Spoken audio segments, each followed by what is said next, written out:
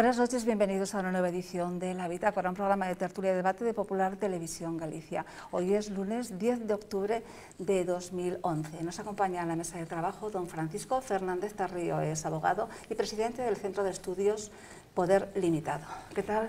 Buenas noches y bienvenido. Un placer, como siempre. En la esquina de la mesa, don Roberto Castro, es director de Relaciones Institucionales y Parlamentarias. ¿Qué tal, don Roberto? Buenas noches, bienvenido. Buenas noches, encantado de estar aquí de nuevo. A mi izquierda, don Anxo Quintanilla, gerente del Consorcio Audiovisual de Galicia. ¿Qué tal, don Anxo? Buenas noches, bienvenido. Buenas noches, Magdalena, muchas gracias, un placer estar aquí. En la esquina de la mesa, don David Lombao, es xornalista. ¿Qué tal? Hola, ¿qué tal? Buenas noites, benvido. Muchas gracias. Bien, pues empezamos con el primer tema de la noche. Euforia, gran euforia en la convención del Partido Popular este fin de semana en Málaga. Eso sí, le echan en cara al Partido Popular, a Mariano Rajoy, que no hace propuestas, salvo algunas pinceladas. Aquí en esta mesa hoy queremos preguntarnos por qué esa ausencia de propuestas. ¿Es que realmente no se sabe, dado que la situación económica internacional cambia día a día, o es que por el contrario, como los sondeos demoscópicos le dan una holgada mayoría absoluta, no le interesa entrar en temas como recortes o algunas propuestas que no pudieran gustar a ese voto que no es fijo del Partido Popular? Vamos a intentar desentrañar todas estas claves hoy aquí en esta mesa. Empezamos por ejemplo, por usted. Le tocó, don Francisco. Nada, encantado. Aquí deberíamos distinguir dos aspectos, el de la estrategia puramente electoral y el de la realidad política o económica del país. Yo entiendo que aquí estamos jugando una partida, ¿no? Una partida silenciosa entre los que quieren, por decirlo de alguna manera, hemos invertido los términos. Pareciera que el candidato Rubalcaba es el candidato que viene de la oposición y Mariano Rajoy el que viene del gobierno. Entonces él exige constantemente que concrete sus propuestas, sobre todo a nivel económico, por parte del Partido Socialista, un poco para sacarlo de la moderación o de la calma chicha que está precediendo al tema electoral. Yo discrepo de los que dicen que no ha hecho propuestas, las ha hecho. La principal de ellas y la más importante, que es una declaración política de intenciones bastante profunda, es no engañar a la gente, decir la verdad de lo que va a pasar y afrontar la realidad de los hechos como es, que es un momento difícil y de una gran responsabilidad. Don Francisco, perdona que le interrumpa, pero precisamente lo que le achacan es de hacer un discurso demasiado generalista, como lo podría hacer cualquier otro candidato de cualquier otro partido, que gobernar para todos, etcétera, ¿no? Realmente yo creo que es el único candidato que está dando ese mensaje, porque por el otro lado no se está dando precisamente ese mensaje, sino más bien el mensaje de la división o de malos contra buenos, ricos contra pobres, iglesia contra no iglesia. Yo creo que el mensaje de Rajoy es necesario. Todo el mundo sabemos que de una crisis se sale, en cualquier caso, en cualquier familia, uniéndose más y trabajando más, limando las diferencias y postulándose para gobernar para todos, no para los suyos, ¿no? Creo que es un mensaje interesante. Ha dado, luego si quieren entramos, sí que ha dado algunas iniciativas importantes, como luego podemos entrar a valorar, pero a mi juicio tampoco se le puede pedir que concrete las medidas económicas que va a adoptar cuando no sabe lo que tiene. Y me remito a los hechos. Todos sabemos qué se ha encontrado María Dolores de Cospedal en Castilla-La Mancha, o por hablar de Galicia, qué se ha encontrado Carlos Negreira en el Ayuntamiento de La Coruña. Entonces también me parece un poco aventurado decir qué es lo que va a hacer cuando realmente nadie sabe lo que hay ahí. O que se ha encontrado Santiago Amor, por ejemplo. En Ames, ¿no? Por decir algunos de los candidatos que pasaron por esta mesa y que los entrevistamos. Comentarios por aquí. Bueno, creo que vendo o discurso final da Convención do PP, non do señor Rajoy, o que foi unha cuestión que, se se toma a literalidade das súas palabras, é difícil que alguén poida decir que está en contra de gobernar para todos, de ser previsible, de dicir o que se vai facer, son unha serie de cuestións de boa vontade que eu creo que responde un pouco a esa estrategia electoral de que se falaba, non? Penso que a nivel, digamos, de reformas estruturais, en boa medida, o señor Rajoy vai chegar a Moncloa co traballo xa feito, ou medio feito, entón os seus asesores recomendaronlle, en boa medida, inteligentemente, deje usted hacer, non? Quer decir, a cuestión é, como se suele decir esa metáfora, de ver pasar o cadáver político do seu inimigo por dentro da porta e simplemente el tense que deixar ir e non vai a ser que esa maioría absoluta, o mellor estea en cuestión por entrar en temas espiñentos nos que vai ter que entrar no seu momento. Eso que leva a falar destas manidas e xendas ocultas, non? Evidentemente o Partido Popular que non chegue a gobernar vai ter que facer cousas e non vai chegar con deixarse ir, eso que se dicía tan célebre, non? De botarse a dormir durante 4 anos e deixar que Zapatero se cocese na súa propia salsa, como así aconteceu por outra parte, non? En todo caso, eu creo que sí que hai propostas que se queren mellor soterradas ou nun segundo plano e propostas que que son para botarse a pensar un pouco neste marco electoral, non? Que decir, e todos sabemos, o propio Rajoy está dicindo que hai que mirarse no espello das autonomías do Partido Popular, empezando por Galicia, seguindo por Castela-Mancha, Extremadura, etc., para saber o que vai facer. Evidentemente, se eso se explicita, pois podría ter problemas non para gañar, porque, bueno, salvo debacle histórica, vai gañar sin ningún tipo de problema, pero sí para o mellor, para conservar unha maioría absoluta folgada, se, por exemplo, decimos, pues, señores, ao mellor ao chegar hai que recortar prestacións básicas, hai que ir a meter a tesoira en sitios moi sensibles, como pasou en Galicia, por exemplo, nada máis o cambio de goberno, non? Creo que vai un pouco para aí a cuestión. E de paso, perdón por el lapsus, que estaba pensando entre Javier Blanco e David Lombao, como son compañeros, e don Roberto. Bueno, eu creo que se efectivamente é certo o que din as enquisas, que eu non me creo moito deso das enquisas, pero, en fin, supendo que sea certo o que se di, e hai eses resultados, e parece ser que din algúns que non hai propostas, que sería se as houbera? Como estarían as enquisas entón? Eu creo que realmente un esforzo importante do futuro presidente do Goberno de España ten que ser convertir en normal o que debe ser normal. É dicir, para empezar, un pouco conectando co que se dixo hasta aquí, pagar o que se debe, non gastar máis do que se ten, e de alguma maneira cumplir un mínimo elemental de gobernabilidade nun Estado, é dicir, como unha familia, non? É dicir, non facer grandes alardes. E, desde logo, hai que ter en conta unha cousa, primeiro, non estamos ainda en campaña, e, polo tanto, quedan moitos días por diante e non vamos a esgotar, ninguén ten por qué esgotar realmente as súas propostas. Estamos facendo... Foi el deste fin de semana un discurso de fin de legislatura? Poderá considerarse así, pero en todo caso eu creo que estamos facendo as campañas demasiado longas, demasiado no tempo, e non hai por qué. É dicir, mentre están desenvolvendo a legislatura, débese actuar como tal, respostando as propostas que se fixeron no seu día e tratando de cumplirlas na medida do posible. E despois virá unha campaña electoral e aí aparecerán propostas, que eu creo que non van a ser moi diferentes as que se fixeron no Congreso dos Diputados, porque o Mariano Rajoy e o seu equipo de colaboradores e o seu propio grupo parlamentario ten dito moitas cousas e ten feito moitas propostas, cousa diferente que non se quixeran escoitar, porque parece ser que non era o momento, parece ser que estábamos fora do territorio lóxico da realidade de cada día. E esa realidade de hoxe ven nos a dar a razón un pouco, non? Que realmente as cousas están moi complicadas e, polo tanto, hai que poñerlle os medios e os remedios necesarios. Eu xa digo, convertir en normal o que debe ser normal, tampouco vai falta facer grandes alardes, non? Don Enzo Quintanilla. Bueno, eu estou basicamente de acordo co que escoito, sin embargo, eu creo que el tema de Málaga tampouco dá máis de sí que unha convención del Partido Popular a 40 días de unas elecciones no era el sitio de presentar un programa, ni yo tampouco creo que al final se vaya a presentar un programa, porque este es un momento excepcional, es un momento muy difícil, es un momento en donde este país se está cayendo, se está hundiendo, está sin credibilidad. Yo creo que la pre-campaña ya empezaba hace mucho. Y bueno, hay un mensaje que supongo que será el lema de la campaña cuando dice sí podemos otra vez, el yes we can again, que supongo que Obama le copiará cuando empiece la suya. Luego, pues lo previsible y lo lógico que es este político que vamos a tener, iba a decir este presidente, y bueno, hay que esperar a que lo sea para que efectivamente sea así, porque no olvidemos que en las elecciones del 2004 iba a ganar las elecciones y luego pues no las ganó. Es decir, ojalá efectivamente no tengamos ningún tipo de incidente ni accidente que impida que las elecciones se desarrollen con toda normalidad, y yo creo que este momento ha hecho sencillamente lo que tenía que hacer, es decir, y de ahora en adelante va a tener que seguir haciendo eso, es decir, darle lógica. Es decir, la segunda etapa de Zapatero ha sido una culminación de la primera, pero ha sido tan nefasta y la situación internacional ha colaborado a que ese nefastismo, o sea, se incrementase, que lo que no tiene sentido es que en esta convención del Partido Popular, que está pues programada de ordinario y antes de unas elecciones, ahí se vaya a presentar un programa que evidentemente no va a poder contarnos nada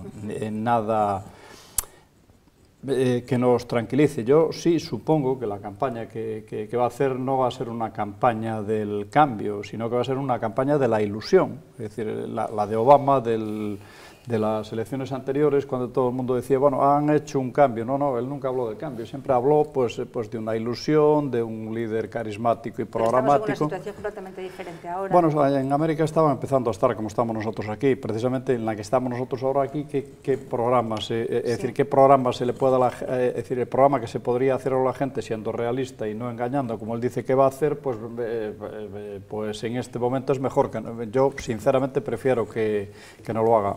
En efecto, decía don Roberto que faltan 40 días, sí, faltan 40 y días. efectivamente cada cosa tiene que venir en su momento, pero bueno, mi resumen es que efectivamente pues el Congreso ha estado bien, ha estado correcto, efectivamente ha sido un apoyo. A mí o que sí que me chamou a atención desta convención do Partido Popular son dous detalles que di moito desa euforia da que se falaba, non? Por unha, despois de, se vemos hai 4 anos, cando o señor Aznar cada vez que falaba do señor Rajoy, eu penso que o futuro presidente se botaba a temblar, non? E agora todo foi... Tampouco estuve en Valencia, non pero sei, todo foi, digamos, sí. unha concordia absoluta, lógica por outra parte, e por outras as quinielas ministeriais. No, que ahora incluso se agradece porque moviliza ese otro voto máis de la derecha. Eso por unha banda e por outras quinielas ministeriais, non? A mí chamaba moito a atención o que dixo o presidente de Murcia, cando saliu neste rondón de presidentes autonómicos que houve na primeira xornada da convención o sábado, que lle dixo medio broma, medio en serio: Mariano, yo no te voy a hacer la pelota porque no voy a ser ministro. Non? Porque parece que, digamos, que supoño que o señor Rajoy non levará, non prodigara moito o seu número de teléfono por aí, porque senón supoño que terá máis problemas aquello de que hai de lo mío, non? 8 anos despois.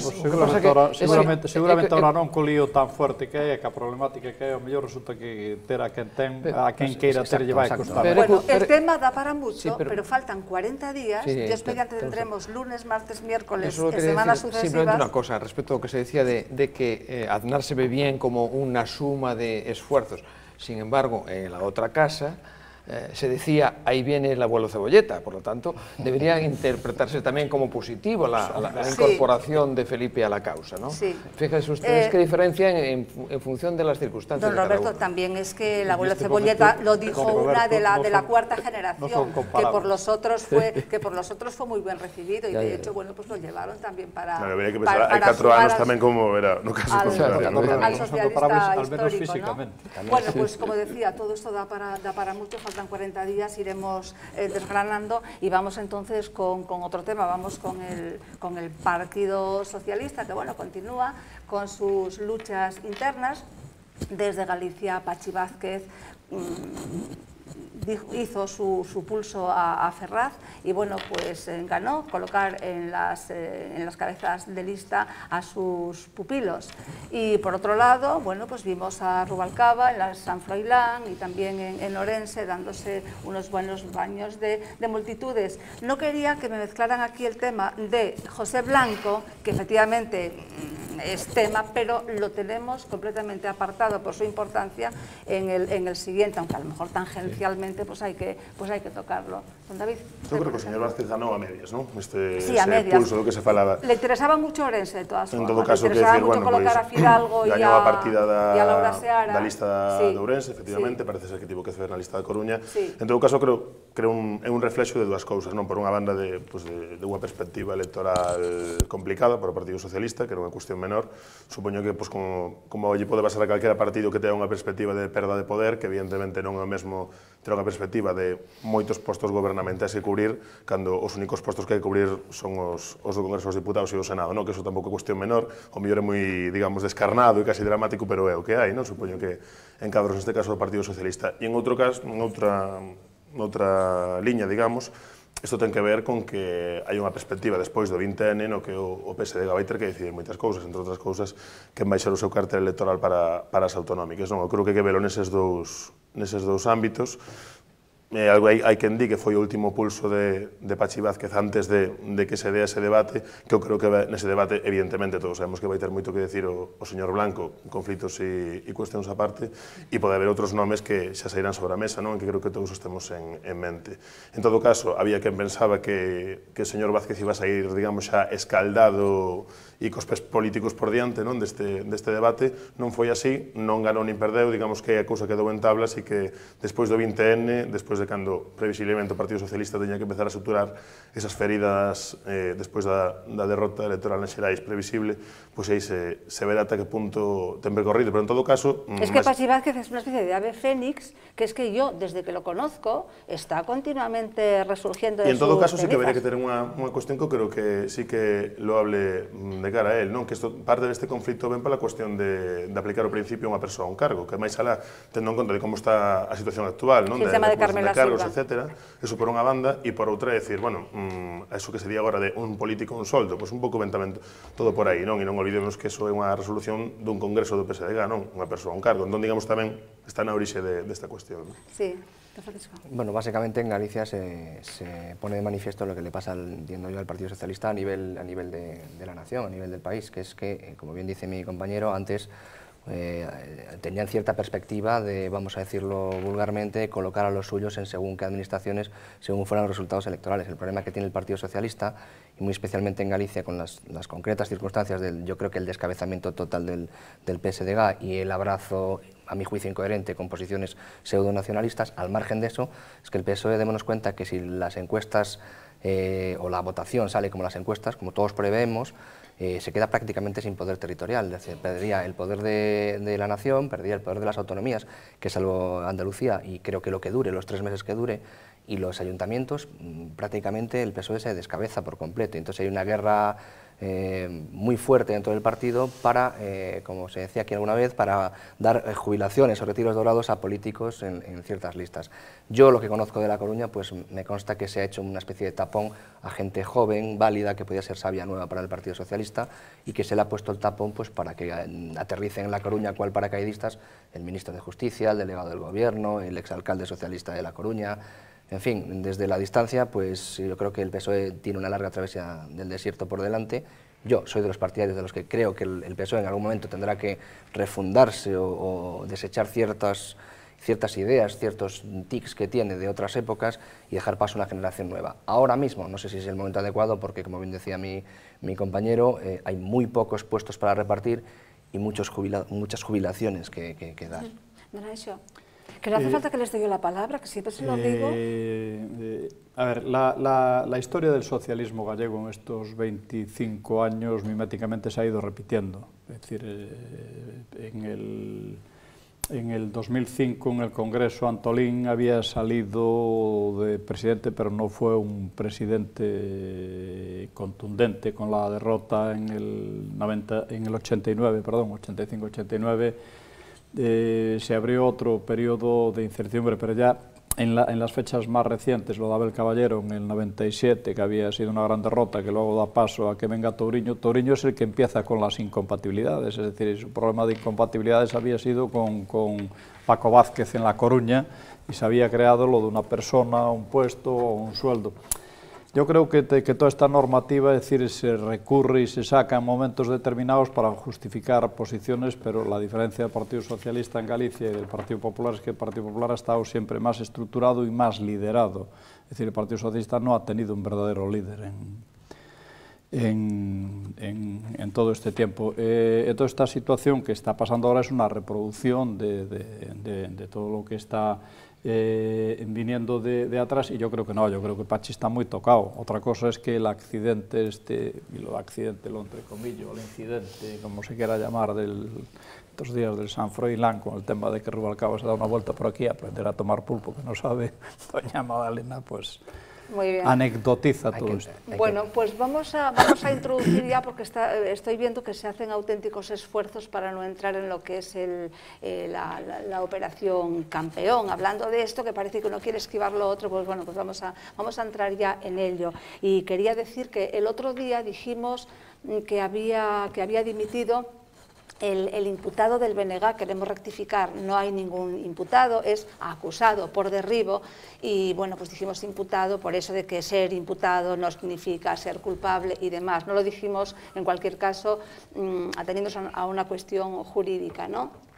Pero queremos rectificar. Bien, pues dos sabemos que han dimitido, ya lo decíamos aquí, lo comentábamos la semana pasada. El señor Blanco dice que no dimite, demanda, dice que no hay caso, ni lo habrá. Hay que recordar que esto ya lo decía Felipe cuando los GAL, estas mismas palabras las dijo Rubalcaba, cuando los GAL, dice que se querella, efectivamente presentó una demanda, creo, en el juzgado de Lugo, pero hay que recordar también que Roldán también demandó a los periodistas cuando empezaron a sacarle todas esas cosas sucias de que se había llevado el dinero de los huérfanos y todas esas cositas de la Guardia Civil.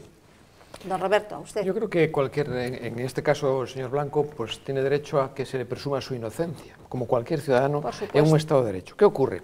Que el señor Blanco anunciaba siempre culpabilidades en otros casos, en una situación en la que debería apostar por la inocencia ante no se demostrar lo contrario. Y por lo tanto ahora se encuentra en una situación muy complicada.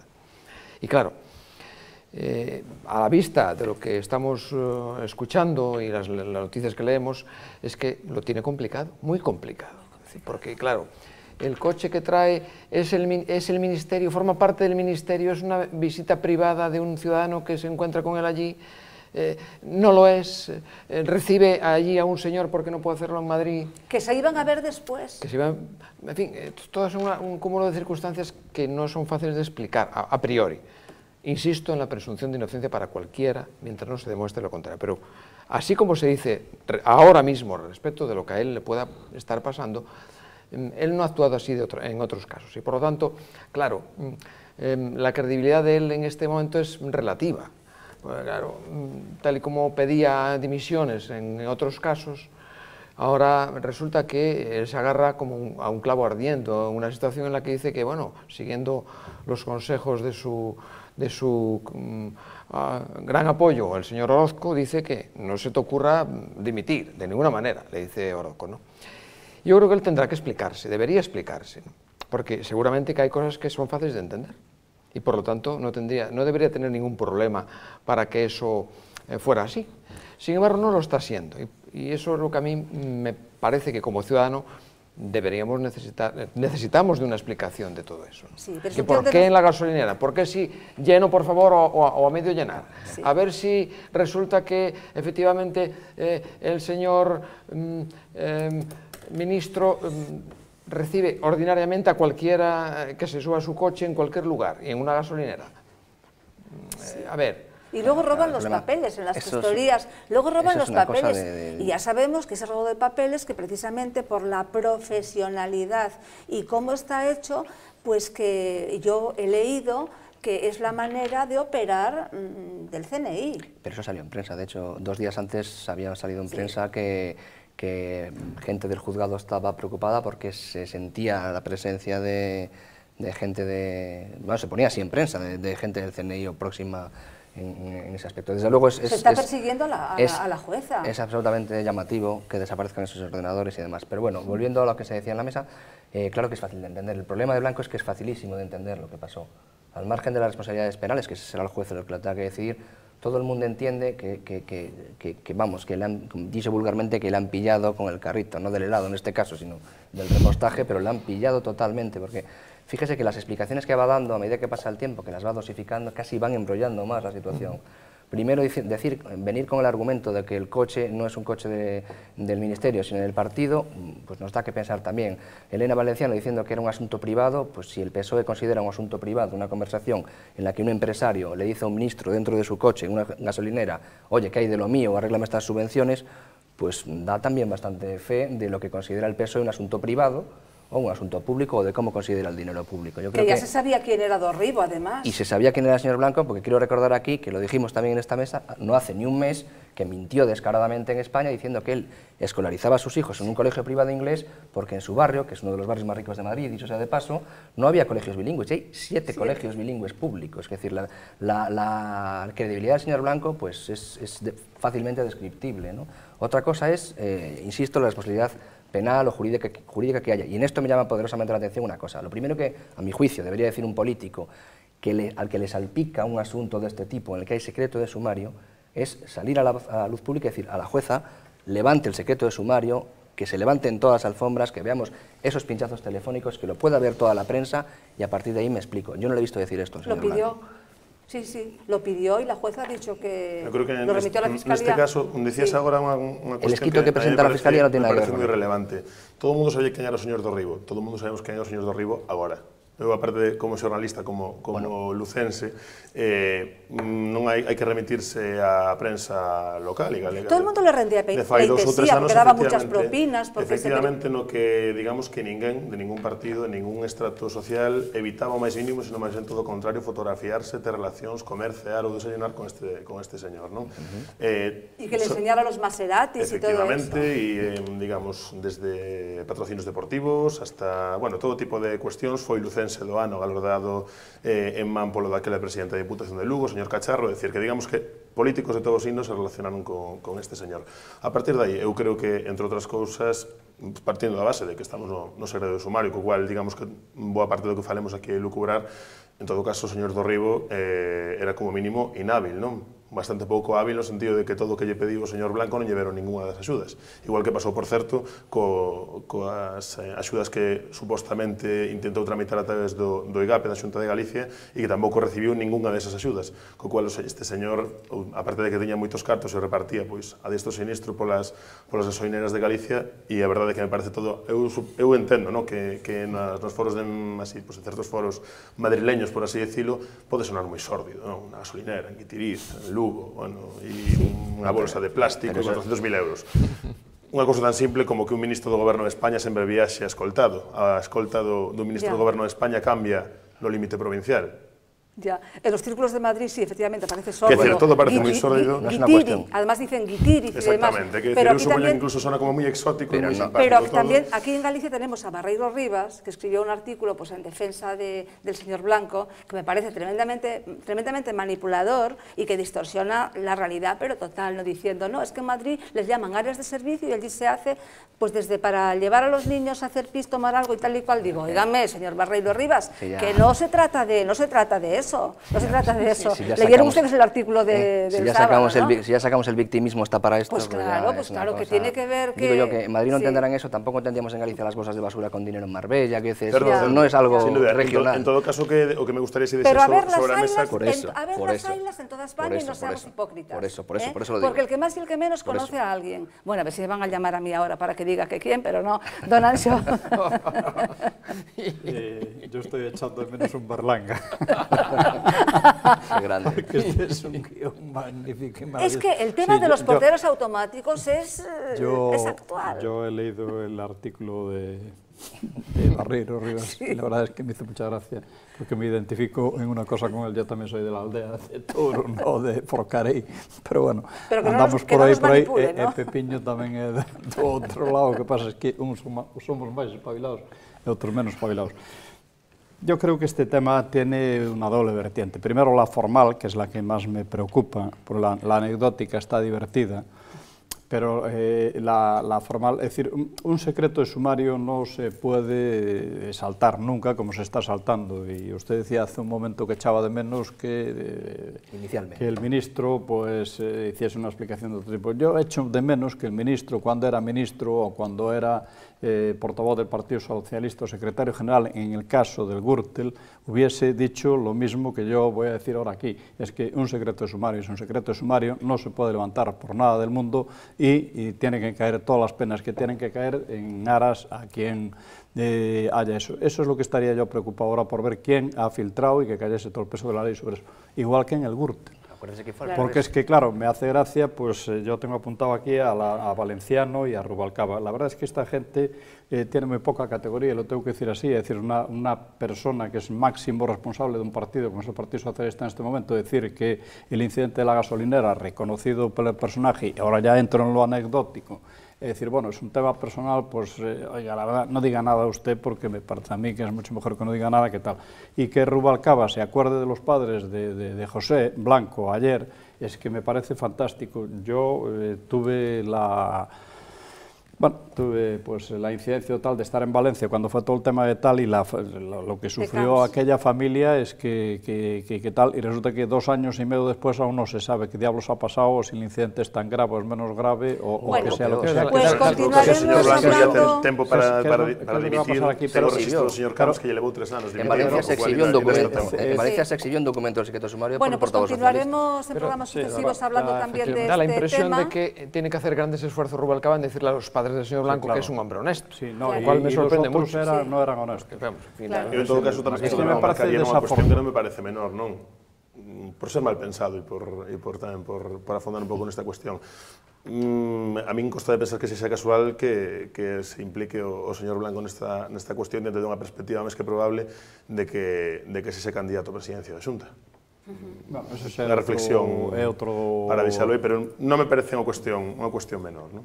Bueno, aí podemos especular, seguro que cada un temos media docena de información. Evidentemente, pero bueno, non me parece unha cuestión menor. E tamén reflexionaría sobre unha cuestión que tampouco me parece maladí. Creo que é a cuarta campaña electoral, eu pensaba fai un ratiño, é a cuarta campaña electoral, polo menos, que empezamos falando a pre-campaña electoral de corruptelas en todos os sentidos. De enlamar a campaña electoral e creo que de cara ao cidadán, neste caso, o afectado o señor Blanco, no outro caso era políticos do Partido Popular ou do BNG, non? E pareceme digamos, un pouco de falta de respeto ao cidadán, tendo en conta que está caendo, así en termos xerais, falar de a ver quen rouba máis. Me parece un exemplo terrible. Óigame, que no se robe, no la hagas y no la tendrás que pagar. No sabemos si alguén roubou, hai un secreto de sumario. No, pero yo lo digo, hay esa cosa tan rara, esa irregularidad, no pretendemos hacer juicios paralelos, ni mucho menos, y presunción de inocencia siempre, pero claro, nos llama muchísimo la atención y sobre todo el robo de los archivos, porque óigame, cuando ya sabemos cómo acaba eso. Y el seguimiento a la jueza. Y el seguimiento a la jueza. Bueno, de momento, señor Dorrigo, parece ser, decía o que yo pronostiqué que la está montando jueza... unha empresa en Alicante. O sea que, é dicir, é unha cuestión moito máis complexa e outra en Andorra, etc. Bueno, en cualquier caso, como periodista que es usted, cuanto más se sepa mejor, ¿no? Sea cuando sea. Sin duda. Qué duda cabe. Venga, pues seguiremos abundando en este tema y vamos con un tema pues de economía, que cuando todavía no conseguimos reponernos por la desfeita de las cajas, Nova Caixa Galicia Banco y demás, y las indemnizaciones de los directivos, pues bueno, pues ahora ocurre la OPA del Banco Popular al Banco Pastor, muy del gusto de algunos, pero desde luego otros están totalmente en contra y piden, como siempre, responsabilidades a la Xunta. Don Roberto, ¿esto es bueno para el ciudadano? ¿Es bueno? ¿Está bien? ¿Se desmantela el sistema financiero gallego? Parece evidente que lo ideal sería que hubiera efectivamente una serie de instituciones bancarias del país que estuvieran enraizadas en el país y que trabajaran por el país. A priori, yo creo que eso no es fácilmente discutible. Otra cosa es que después, en el sistema en el que nos movemos de gran crisis mundial, y cuando se va a grandes corporaciones en todos los aspectos, que la banca no sea menos que esas otras cosas, ¿no? Y por lo tanto, en principio, podía entenderse como una cosa relativamente normal, ¿no? de la fusión de grandes corporaciones bancarias para hacer, pues eso, unas entidades fuertes, no solo más fuertes, sino más solventes y sobre todo más eficaces y sobre todo, y perdone la redundancia, más profesionales y más dedicadas a lo que tienen que dedicarse, ¿no?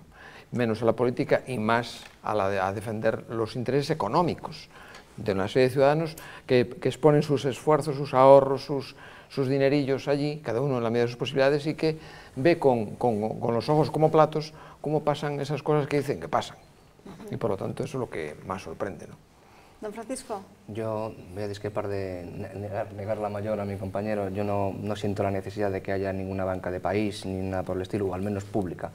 Es decir, entidades financieras en Galicia hemos tenido, tendremos más, tendremos menos, se concentrarán, saldrán. Es una entidad privada, puede hacer lo que buenamente estime. Lo que sí es cierto es que hay que diferenciar. Si hablamos de la fusión del Pastor con el Popular, es una decisión de su Consejo de Administración, de sus accionistas. Es un momento, como usted bien dice, de turbulencia financiera importante, en el que las pequeñas entidades van a sufrir mucho este vaivén, y lo que estamos viendo es un proceso, como otras veces ha pasado, de concentración financiera bancaria en diferentes ámbitos. Yo siempre que sea desde el ámbito privado, en principio no puedo ponerle ningún tipo de pega. Yo creo que además al ciudadano gallego lo que le importa de su ahorro es saber si el banco en el que lo tiene metido es fiable o no, si va a quebrar, no va a quebrar, más allá de que ponga Caixa Galicia o ponga Deutsche Bank. Yo creo que el ciudadano gallego, como el ciudadano murciano, alicantino o de Madrid, lo que quiere es que sus ahorros estén seguros, ¿no? Fuera sentimentalismos entonces, yo creo que con el dinero no debe haber sentimentalismo. Don Anxo. Yo básicamente voy por ahí. Bueno, creo que estamos en un momento muy sorprendentemente raro, es decir, que hace cuestión de pocos meses no podíamos imaginarnos. Es decir, sí llevamos mucho tiempo hablando de lo que es el localismo y lo que es la globalidad, Yo siempre pensé es decir, que si nuestras instituciones bancarias, es decir, se aliaban o hacían unas buenas fusiones solventes y que efectivamente mantuviesen lo máximo posible todo lo que son los puestos de trabajo y todo lo que es la fiabilidad, me da igual que sean de aquí, que sean de Madrid, que como dice usted, que sean del otro lado. Y en el caso del Popular, hombre, del banco, sí, de la unión esta del Popular y del Pastor, hay una parte emocional en el banco que todos hemos vivido en función de que tengamos más o menos edad, pues por el tema de la Fundación Barrié, del tema de Fenosa, de todo eso que, bueno, te crea una cierta nostalgia, pero desde el punto de vista de la gente que de verdad tiene acciones allí y que está contenta con esta fusión, va a ser la quinta entidad. Si efectivamente se hace una buena gestión con Nova Caixa en Galicia Banco, parece que tamén efectivamente el tema nos puede redundar y venir bien, bueno, salvo la parte emocional, que efectivamente pues esos 2 siglos y medio de historia se quedan un poco para atrás con todo lo que ha significado este banco y con lo bien que vendió efectivamente ese arraigo que tenía aquí en el país y tal, pues está bien, pero en principio es decir que todo lo que la sensación que tengo dentro de mis limitaciones en la cuestión bancaria es positiva. Que hay que ir a los grandes... Eso parece, pero eso está, bueno, es decir, está sin cerrar lo de Nova Caixa Galicia Banco. Que ese es outro tema, que eso es dinero público. Máis alá da cuestión sentimental, eu creo que o arraigo deste caso do Banco Pastor, como antes era de Nova Caixa Galicia, que sexa banca en clave de país ou non, vai máis alá da cuestión sentimental, non? Eu creo que despois do afer Nova Caixa Galicia, que se falaba de solvencia e galeguidade, agora parece que nin unha cousa nin a outra, e despois desto chegamos á cuestión do Banco Pastor, que máis alá de cuestión sentimental hai unha cousa tan pragmática como habería que preguntarse dentro de 2 ou 3 anos a ver cantas oficinas de bancos hai nas vilas medias de Galicia, por exemplo. Unha cousa tan simple cando os nosos paisanos teñen que ir cobrar a pensión a 30 kilómetros, por exemplo, que non é unha cuestión menor. Habería que preguntar a esos pequenos e medianos empresarios de Galicia que non teñen que estar competindo en igualdade de condicións, entre aspas, con un señor de Madrid ou con un señor de Huelva, porque o Banco Popular non vai ter a súa sede na Coruña, nin en Vigo, nin en Santiago, nin en Ourense, nin en Lugo.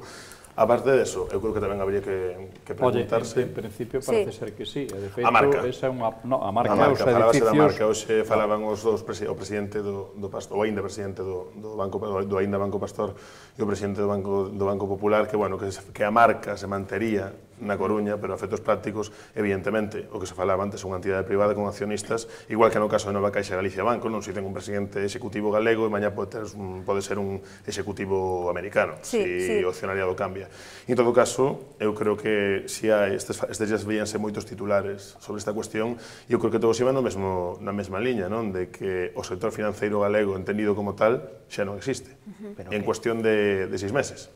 ¿Pero qué es el sector financiero gallego? Es decir, si las oficinas estarán abiertas, si el proyecto empresarial que se aporte al banco es bueno, es que... un sector financiero que priorice a los proyectos empresariales galegos. Pues esa es la raíz del problema de la quiebra, entre otras cosas, de cajas regionales, que en vez de primar el criterio de eficiencia y de dar créditos a personas que los pueden devolver, hemos politizado los sistemas financieros. Habría que preguntarse por qué Galicia, porque eu creo que Murcia non está nas Rías Baixas. Pero habría que investigar qué decisiones tomaba la Caixa Galicia. Está na Costa de Lugo. Yo solo sé que las entidades que están quebradas casualmente son cajas y las que están siendo absorbidas es por bancos, entidades privadas. Sí, casualmente algunas como Banco Pastor, por ejemplo, que era entidad privada máis exposta ao sector inmobiliario de toda España. Y se ha fusionado con otro banco de manera privada. Evidentemente, sin dinero público. Ninguén nega a súa liberdade para fusionarse con Popular, con Deutsche Bank ou con que... Claro, pero donde habría que poner el foco es en cuando estas fusiones se hacen con nuestro dinero. Tamén, sen dúbida. Evidentemente, me parece infinitamente máis grave o caso de Nova Caixa Galicia, sen dúbida. Bueno, Francisco, y habrá que darle un tiempo a ver cómo queda todo esto, porque todo va tan rápido que hoy es de una manera, mañana es de otra. De todas formas, yo me voy a bajar a la arena. Sí, efectivamente, al usuario, al impositor, lo que le interesa es que su dinero pues esté bien y demás, pero también en Galicia es pues muy rural, hay muchos pueblos y que se van a quedar sin esos lugares, esas pequeñas oficinas, porque son antieconómicas, como algún lugar ha pasado ya donde estaba pues que si Caixa Ourense o Caixa tal, que ya no tienen y tienen que irse no a 30 kilómetros, pero un mapa moi ilustrativo respecto de esto, y creo que vai haber serios problemas, que decir, porque non nos olvidemos, temos 35.000 núcleos de poboación, eso evidentemente non podemos ter un banco en cada un, eso é así. Había 2, por ejemplo. Claro, pero agora podemos pasar de haber 2 a ver ningún. Hai vilas nas que había mellor unha oficina do Pastor e unha oficina de Caixa Galicia, e non vai haber unha oficina de Nova Caixa Galicia Banco ni no Pastor. Ni del Pastor. Y claro, tiene que irse efectivamente a 10-15 cando kilómetros. se quere Entonces ahí tramitar as también, axudas da que PAC, si luego ou a cobrar tenemos a que hacer pensión. recortes para cerrar los pequeños ambulatorios que se abrieron en tiempo de gran bonanza, pero por otra parte queremos fijar población en el rural, pero en el rural, ¿cómo vamos a fijar si no tenemos ni farmacia, ni tenemos el dispensario, ni tenemos el Nova Caixa, ni tenemos el Banco Pastor? No, pues habrá que irse. O fusionar ayuntamientos. Sí, pero en todo caso un territorio que... Pero aunque se fusiona administrativamente, es un tema muy de el fondo. pasito a pasito Sí. de la persona mayor ahí está. Sí, pero sí, bueno, no era este el tema. ¿Por qué tenemos todo este display de libros aquí? Pues porque hoy es el día, hoy no, pero lo vamos a celebrar ya, dado que pasado mañana miércoles no tendremos programa. Todos estos libros son referentes a la hispanidad, tienen que ver con Cristóbal Colón, los mayas, el descubrimiento, etcétera, etcétera, que les invito a ustedes a que lean sobre esto porque es muy importante. ¿Qué celebramos el Día de la Hispanidad? Pues algo realmente importante, que es el hermanamiento de 300 millones de personas que tienen una lengua y religión comunes. Y esto es así. Queramos o no, nos guste más o menos, por mucho que algunos sectores más tendentes a la desunión, pues quieran sacar pues viejas rencillas y decirnos que ya no celebran la fiesta de la hispanidad, que en todo caso es para ellos un día triste. Bien, pues sobre esto, don Anxo, usted por ejemplo. La verdad es que para mí desde niño siempre fue un día importante y un día idealizado. Efectivamente, desde eso ha pasado mucho tiempo y del Día de la Hispanidad, que sigue conservando el nombre Hispanidad, desgraciadamente acaba siendo más el Día del Pilar o el Día de las Fuerzas Armadas.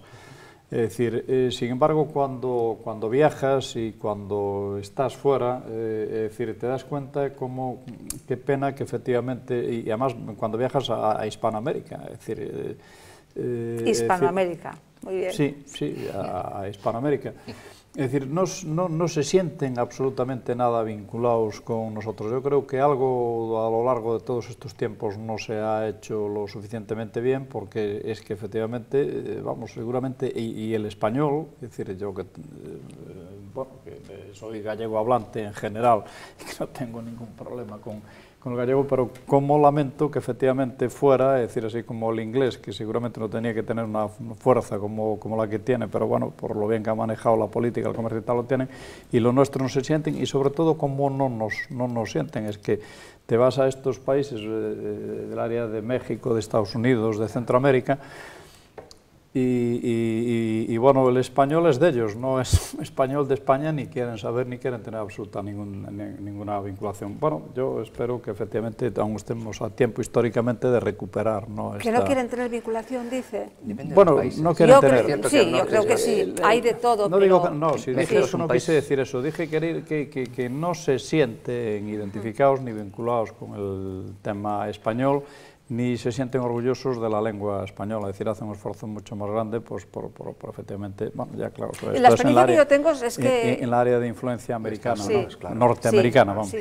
Sí, pero bueno, lo de la madre patria sigue, independientemente de que nos llamen la verdad es que créame que eso, cuando me muevo ¿no? por Estados Unidos y por Canadá, con los hispanos tal, y no, bueno, es que a mí siempre me tocan gente especial. Pero es que los hispanos no son los españoles, es que en Estados Unidos y en Canadá los hispanos no son los españoles, y bueno, los tratan pues así mal porque es el inmigrante gente, guatemalteco, gente mexicano Colombia, y demás. Ellos ni mexicana. saben dónde está España. No, es verdad, yo yo celebro desde hace menos años, si quieres, de la hispanidad, pero sí que creo que es importante, sobre todo, reivindicar dos o tres cositas. Uno, que somos un pueblo muy autocrítico, siempre lo hemos sido.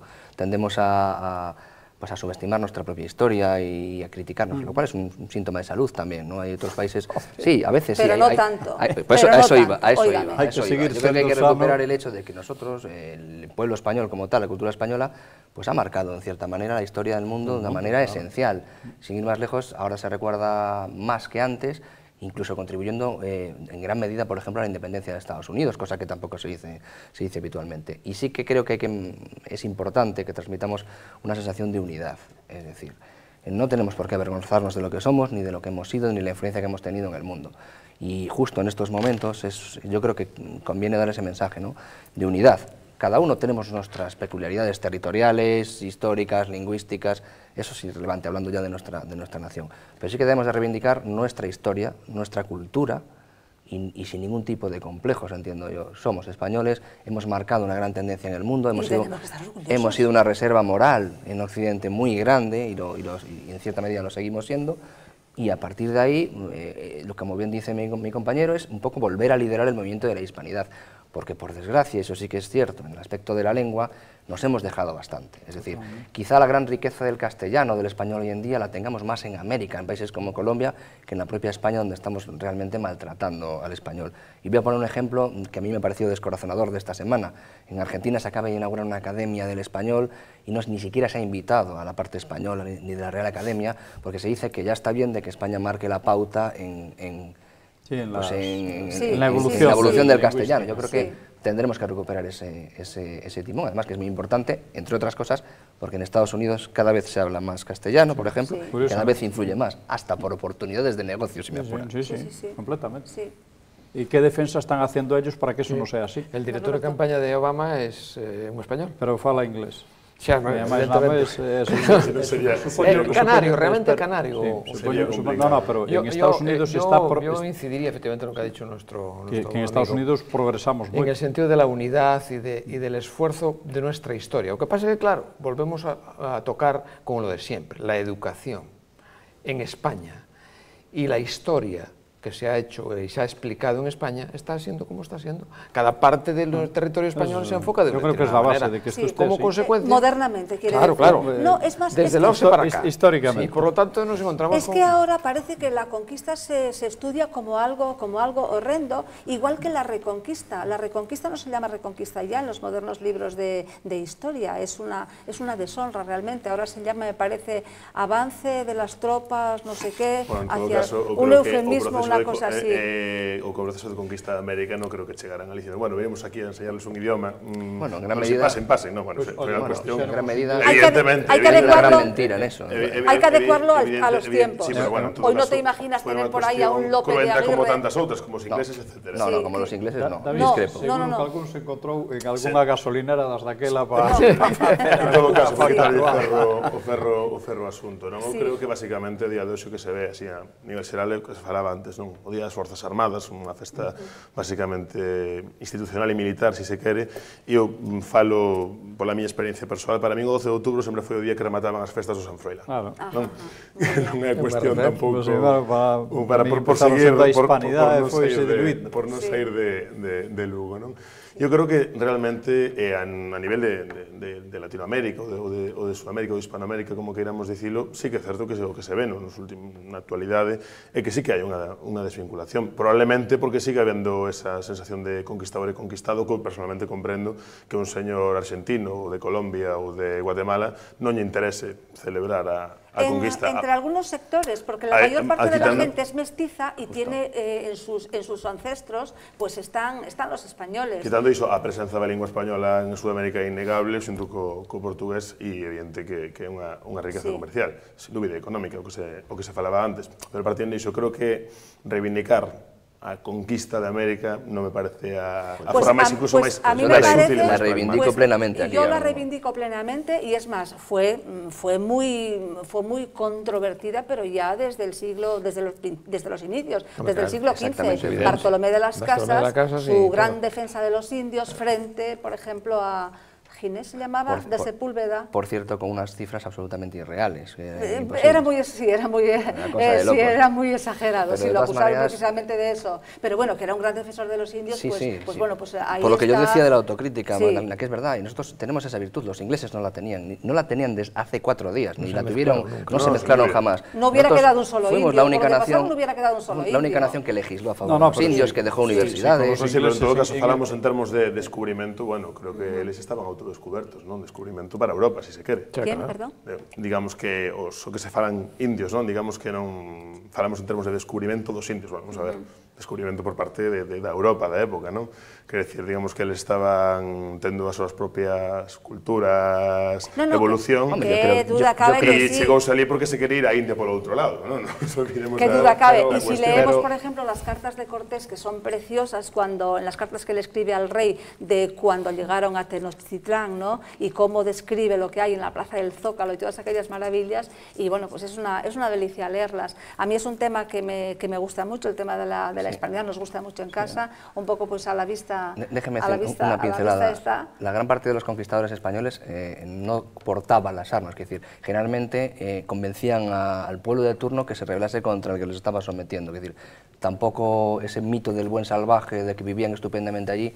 Yo creo que con el paso de los siglos podemos estar, y yo lo digo con la boca muy alta, muy llena. Yo creo que han salido francamente beneficiados del proceso de colonización español con respecto a cómo estaban, es mi opinión personal. Con todas sus matices. España ha erradicado el canibalismo. Eso es así, y hay cantidad de crónicas. El padre Anchieta, por ejemplo, cuenta algo espectacular de cuando fue a visitar a una india que estaba moribunda y le dice, lo que me vendría bien era un bracito de niño. Es así, y es literal, porque sí que se comían niños, y bueno, se comían pues a los prisioneros, es más, se inmolaban en las pirámides y además de que bueno, las revoluciones las empezaron los criollos, que decir, no los indios, era gente que decía, ¿para qué voy a estar dependiendo de la metrópoli si yo que soy hijo de español puedo mandar aquí? Que decir, que tampoco fue ese mito de la independencia de los países americanos, en gran medida se rebelaban los burgueses, los criollos, los que estaban, eran plenamente, eran españoles más que indios. Y luego había grandes tiranías, por ejemplo, la conquista de Cortés, si no la facilitan los tlaxcaltecas, que estaban totalmente rebelados contra los aztecas por la cantidad de tributos y demás, no hubiera podido entrar Cortés y conquistar México en tan poquito tiempo. Y aparte yo creo que sí que ha habido un hermanamiento cierto y real. Nosotros hemos emigrado a América cuando no teníamos dónde comer, y mucha gente, yo por ejemplo siempre he sido un partidario de priorizar la inmigración americana con respecto a otros países. Sí que hay ese hermanamiento, y yo creo que en gran medida sí que nos siguen viendo como la madre patria. Sí. Y quitando algunas cositas que no lo haríamos ahora porque vivimos otros tiempos, hay otro tipo de derechos y demás, que yo hubiera corregido muchas cosas, pero bueno, pues analizado en la época, pues está bien, y qué bien que seamos 300 millones de personas que vivimos, que tenemos la misma lengua y la misma religión, y bueno, tenemos que luchar por ello, ¿no? Es una frase, ¿sí? Me decía, voy a hablar de memoria, creo que incluso era Miguel Bosé el que lo decía, que uno no sabe lo que es ser español completamente hasta que viaja a América, ¿no? Pues es una buena definición. Pues mira, está bien, aunque sea de Bosé. Por eso lo pongo encima. No, y lo dijo hasta Felipe González, que a 2.500 kilómetros de España se entendía España.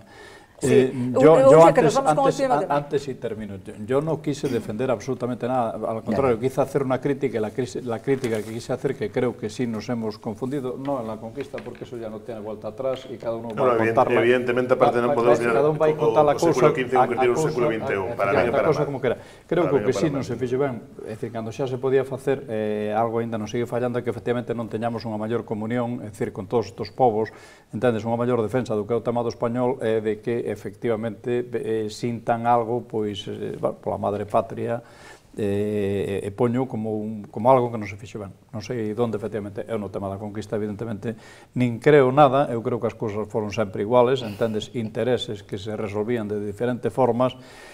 Bueno, no caso español o que si vexo é que non arrasaron con todo, é dicir, se miramos as conquistas de outros países en outros sitios, salvo en Monterrey, hai que decirlo, sin decir ninguén, evidentemente ali sí que se separou, sí que está nunha esquina e tal. Decía Márquez una frase que si me lo permite muy rápido, lo digo, los españoles eran unos grandes cachondos porque llegaron a las Indias y se dedicaron a liarse con las Indias. Él ponía otra palabra que no voy a decir por ejemplo. Bueno, pues vamos con el último de los temas de la noche, la crisis que está creando estragos, y también en los medios de comunicación, son muchas las cadenas de televisión que en este septiembre no han salido al aire, medios de comunicación que están continuamente reduciendo personal, haciendo ERES, y algunos que cierran no solamente el periódico de papel, sino también el digital. Tenemos aquí uno de los periodistas de Xornal de Galicia, que es el último, digamos, aquí en Galicia, irse a pique, que decían ustedes que iban a seguir potenciando y que iban a potenciar el digital. Y bueno, fue una gran sorpresa para todos, que no hay digital tampoco. ¿Por qué no siguen con el digital? Esa é unha excelente pregunta a que me encantaría ter unha resposta. ¿No tiene la respuesta? Eu personalmente non. Pero bueno, ao fin e ao cabo non son un empresario, que son un xornalista, non? Pero la hai. É posible. Eu espero que sí, vamos, por unha cuestión casi de curiosidade científica e profesional, non?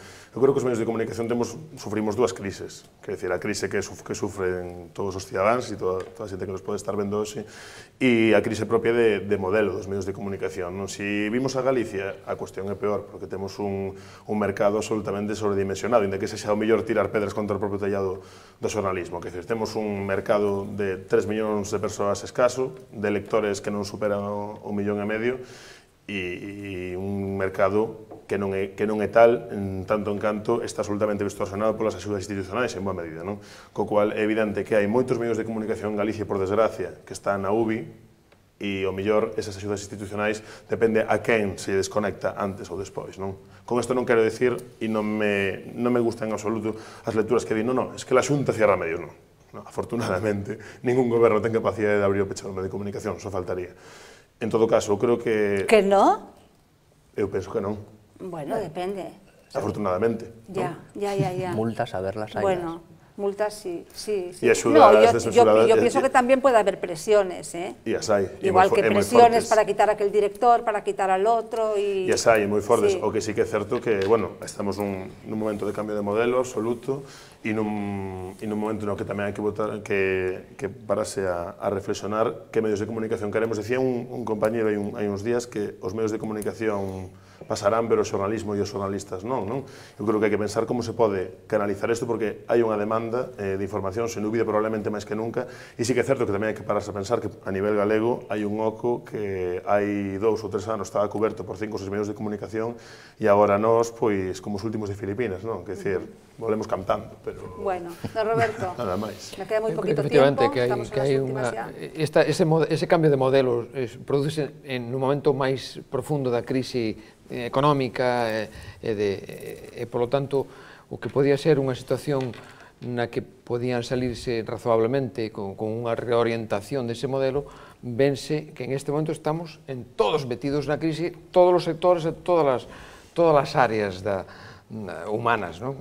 Polo tanto, claro, eso é moito máis complicado e polo tanto eu creo que, en fin, que sería bo que se producira outro momento diferente, non agora, pero é cuando toca, ¿no? Y por lo tanto es muy complicado. Yo creo que, por no extenderme más en lo que se ha dicho, sí que el modelo está cambiando, es cambiante, y la gente demanda la información en otro tipo de formato, y lo que nos tenemos que plantear es qué modelo económico adoptamos para eso. Creo que el papel está francamente finiquitado y sobrevive pues en la UBI por subvenciones y demás, y lo que sí creo que se pervierte un poquito, a mí me preocupa la libertad de prensa, como liberal, me preocupa que ahora mismo la prensa esté colgando exclusivamente de las ayudas institucionales porque la tarta publicitaria está como está, lo cual sí, siento contradecir al periodista a la mesa, pero lo cual sí puede llevar a que indirectamente te puedan ahogar más o menos desde las administraciones públicas. Sí, en eso sí. Y entonces lo que se resiente aquí es la libertad de prensa de una manera, además de los puestos de trabajo, pero fundamental. Para empezar en Galicia, o que se resiente en boa medida o pluralismo, non? Porque xa, por quitarle un pouco de ferro ao asunto, a cuestión está sendo cada vez máis aburrida, porque cada vez a diferencia menor, e cada vez é todo máis monocorde. Sí, don Francisco, efectivamente, el papel está en declive, etcétera, pero ellos querían seguir con el periódico digital. A mí me ha sorprendido realmente. Y no es posible, y yo espero algún día esto, y además, yo digo públicamente, yo soy la firmante, me parece que tengo la 2012, que yo he firmado para que el jornal siga adelante. Por supuesto, desde la discrepancia también lo espero. Por supuesto. Yo no tengo ninguna duda, no le quepa la menor duda. Mi pensamiento, mi ideario no tiene en absoluto nada que ver con el de Lombao, pero yo lo respeto a él y además quiero que siga siendo él. Por lo que él dice. Y yo no soy ni sectaria y me gusta el pluralismo. Exacto, sin pluralismo y sin libertad de prensa no hay democracia. Por supuesto. Y yo doy lo que sea para que sigan adelante, don Anxo. Doña Madalena, a mí me ha encantado el decorado hoy. Tenemos que traer siempre libros a esta mesa y en el tema de los medios, efectivamente. Que no son solamente para decorar, ¿eh? Que no son solamente para decorar. Y Seino, que no son solo para eso, queda muy bien. Los medios tienen una excesiva dependencia de la administración y este es un momento en que la administración está muy delicadita y lógicamente les afecta. Que la administración influya más, que influya menos, que tal, bueno, es una cuestión que sin que estemos de acuerdo ninguno de los 4 o de los 5 que estamos aquí es así, pero bueno, que habrá que ir regulando. Yo creo que el papel aún tiene vida. Dejamos abierto el tema porque me gustaría entrar en lo que son los periódicos digitales y todas estas opciones que hay. Queda abierto el tema aquí, pero hasta hoy pues se acabó el tiempo, por hoy quiero decir. Gracias a los 4, don Francisco. Muchas gracias a vosotros. A usted le veo mañana. Don Roberto, muchísimas gracias por estar aquí. Encantado. Don Nacho Quintanilla, muchísimas gracias.